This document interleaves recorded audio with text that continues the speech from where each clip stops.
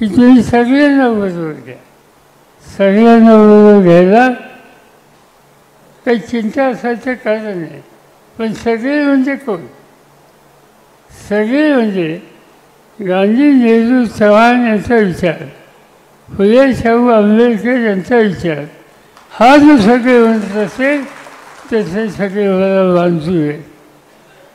पण सत्याच्यासाठी भाजपबरोबर जाऊन बसायचं ही भूमिका कुणी मांडत असेल तर हा विचार काँग्रेसचा विचार नाही. आणि त्यामुळं कुणाशीही संबंध ठेवा पण भाजपशी संबंध हा काँग्रेसच्या विचारात असू शकत नाही. आणि त्यामुळं अशा पद्धतीने संधी साधू करायचं राजकारण हे आपल्याला प्रोत्साहित करायचं नाही.